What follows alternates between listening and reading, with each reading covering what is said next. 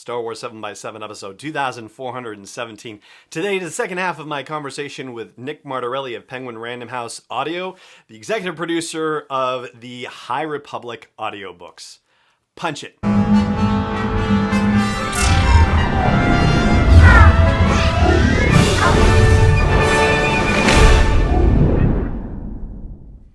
Hey Rebel Rouser, I'm Alan Voivod and this is Star Wars 7x7, your daily dose of Star Wars joy, and thank you so much for joining me for it.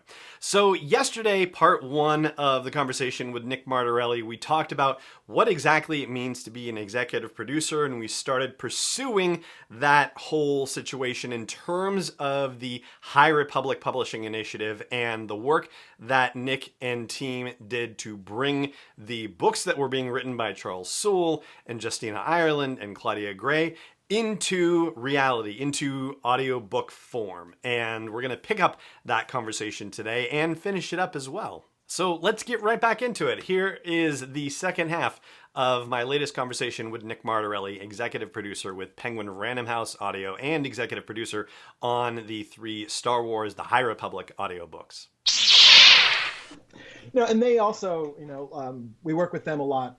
Well, we work with them all the time on the word lists. How should we say all these names? All of these new creatures, all of these, and Light of the Jedi is exceptionally long word list because it has all of the new characters and all of the new technology and all of the new groups. Oh yeah.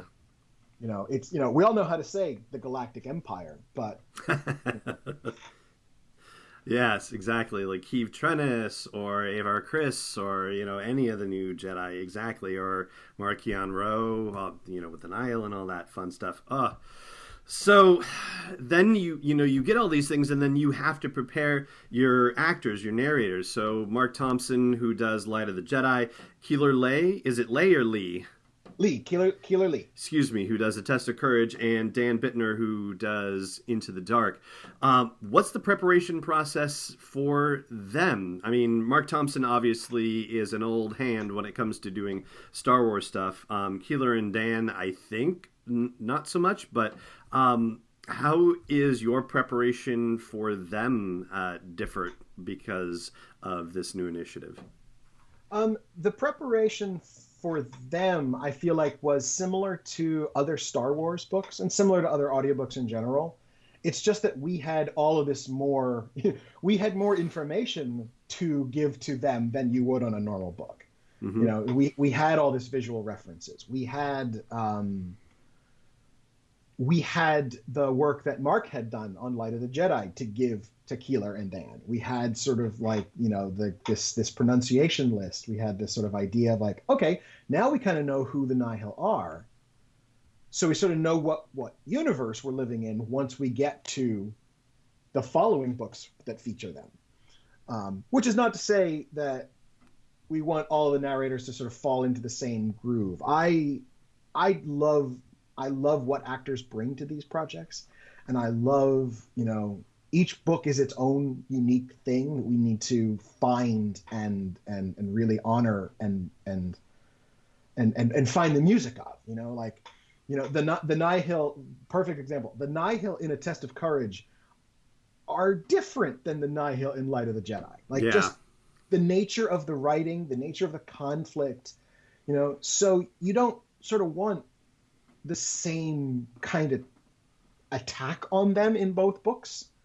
So it's sort of thing is letting everything inspire the actors and build on what the actors have done, and then also giving the actors that bubble around them and saying, do your best work. Just go for it. We don't want anybody to be, I never want to ask an actor to do an impression of another actor. I want them to be their best version of themselves. And if that means that Avar Kriss is going to sound slightly different, that's what it means, because I don't want you to do an impression of someone else's Avar Kriss. I want you to play Avar Kriss.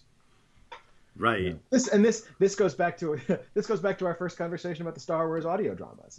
The idea that it's not an Alec Guinness impression, but it's still Obi-Wan Kenobi. Mm-hmm.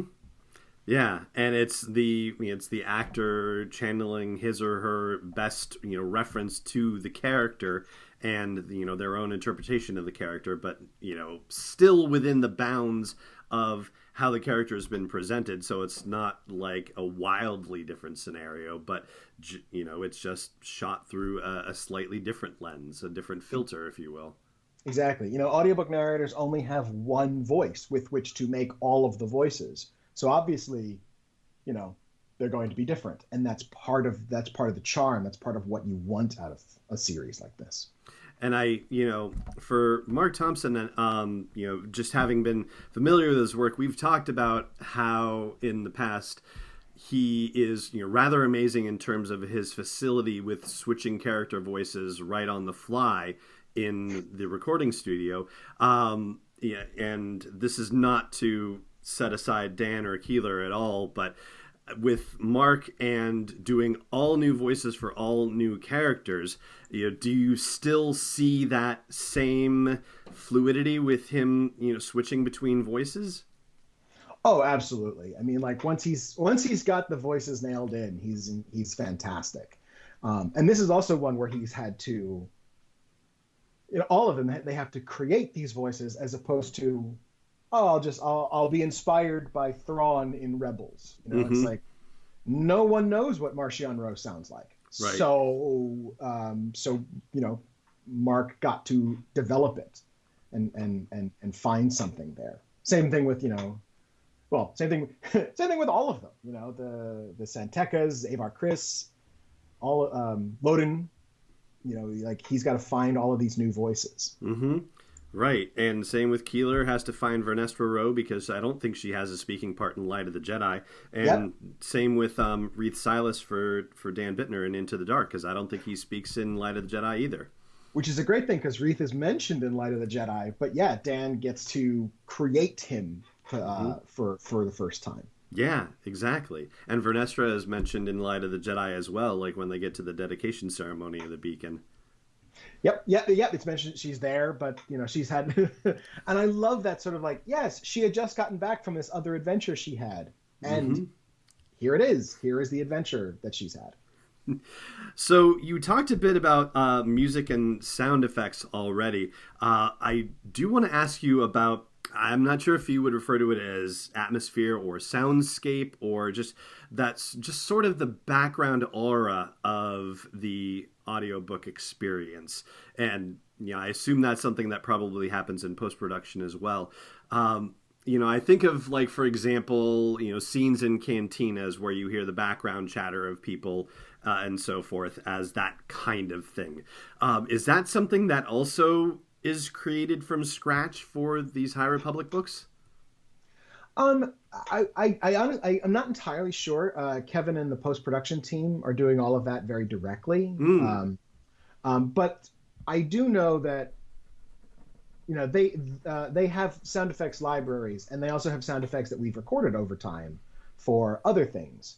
So I wouldn't be surprised if certain cantinas have flavors of other cantinas in the past, or they find something new for this one, but then mix it slightly differently, bring the music in a little harder, like it's a different crowd and it's a different music and it's a different sort of like tinniness to the atmosphere.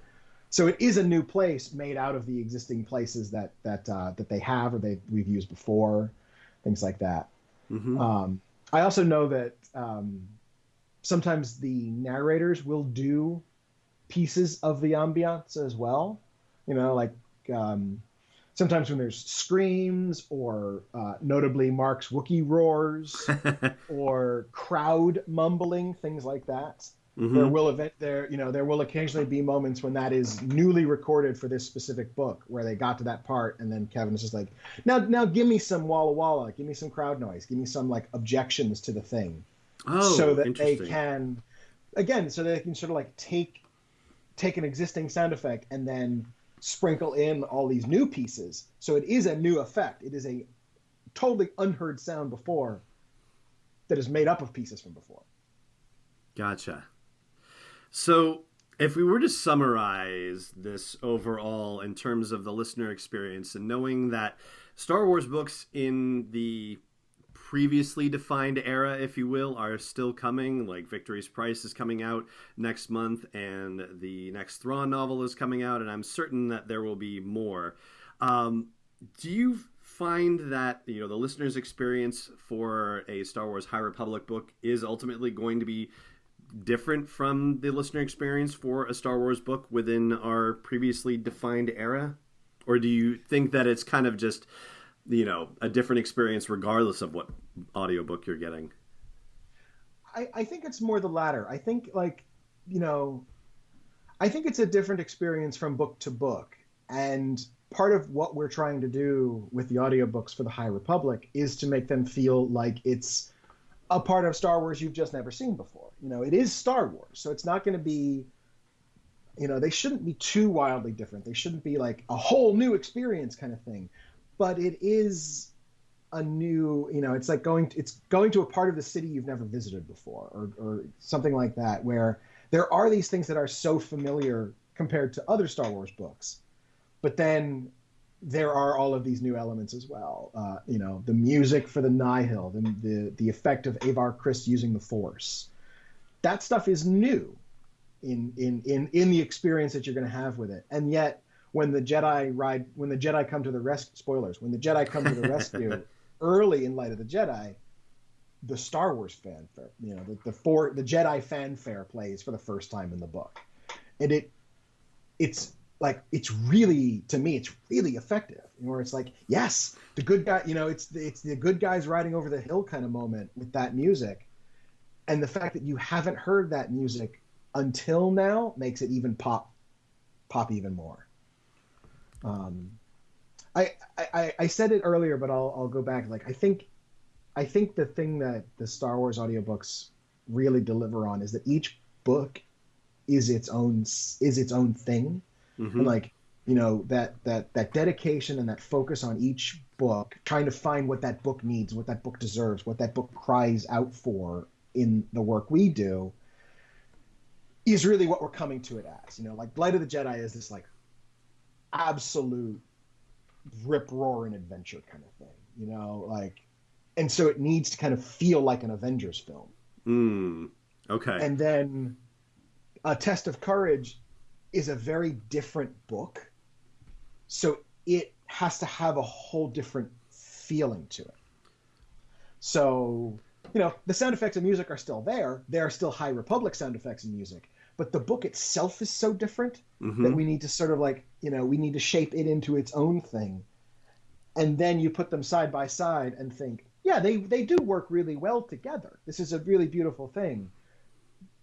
But we owe it to the authors and to their stories to really dedicate their work and then make it fit in overall, as opposed to going the other way. Well, we can't use the Imperial March because we're not using it in the High Republic. But there are moments in A Test of Courage where you get some, not the Imperial March, but you get some prequel dark side music, because it's now fitting the tone of the book that would have felt potentially out of place in Light of the Jedi.